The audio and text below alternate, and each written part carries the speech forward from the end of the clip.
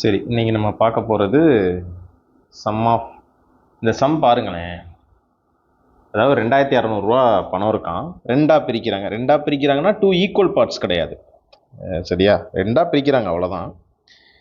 Simple இன்ட்ரெஸ்ட்டில் பிரிக்கிறாங்க. First part வந்து 10% per annum for 5 இயர்ஸ்க்கு. இது வந்து எதுக்கு ஈக்குவலாக இருக்குன்னா, ரெண்டாவது பார்ட்டு 9% 6 வருஷத்துக்கு பிரித்தாலும் இந்த ரெண்டு இன்ட்ரெஸ்ட்டும் எனக்கு ஈக்குவலாக இருக்கான். அப்போ 10%க்கு எவ்வளோ காசு கொடுத்தோம் அப்படின்றத கேட்குறாங்க. சரியா, எனக்கு ஒரு விஷயம் தோணுச்சு இந்த சம் பார்த்தோன்னே. சரி, இது வந்து ஏ எப்படி சால்வ் பண்ணுது அப்படின்னு பார்ப்போம் அப்படின்னு தோணுச்சு. சரியா, அதை நான் ஷேர் பண்ணுறேன் எப்படி சால்வ் பண்ணுதுன்ட்டு பாருங்கள்.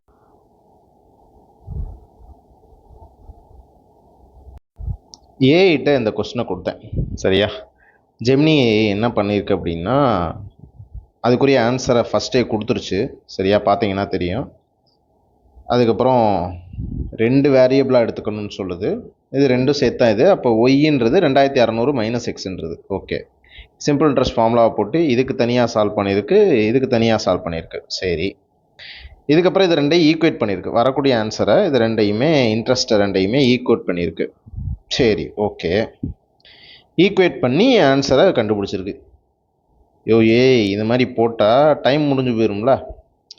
டிஎன்பிசியாக இருந்தாங்கன்னா ஜிஎஸ்க்கு டைமை யூஸ் பண்ண முடியாது. எஸ்எஸ்சி ரயில்வேயாக இருந்தாங்கன்னா சுத்தம் இதில் தான் இருக்குது.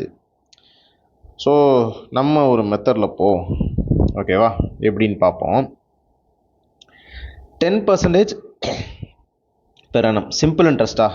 சிம்பிள் இன்ட்ரெஸ்ட்னா ஒவ்வொரு வருஷமும் அதே பர்சன்டேஜ் தான் எக்ஸ்ட்ராவாக இருக்கும்.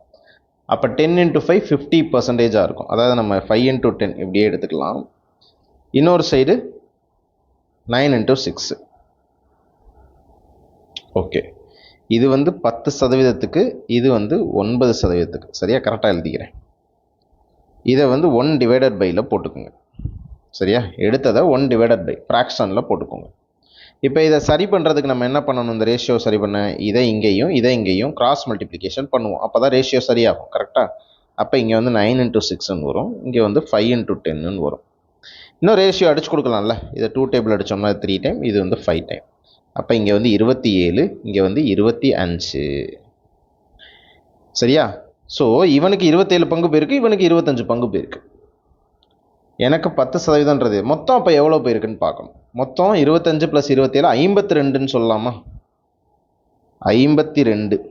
இந்த 52 பங்குன்றது தான் 2600 ரூபாய். எனக்கு தேவை 27 பங்குன்றது எவ்வளோன்னு வேணும். எக்ஸ்ன்னு வச்சுக்கோ, கிராஸ் மல்டிப்ளிகேஷன். இப்போ 2600 × 27 / 52. 13வது வாய்ப்பாடு 4 தடவை, 13வது வாய்ப்பாடு 200 தடவை, 4வது வாய்ப்பாடு 50 தடவை, 27 × 5 135.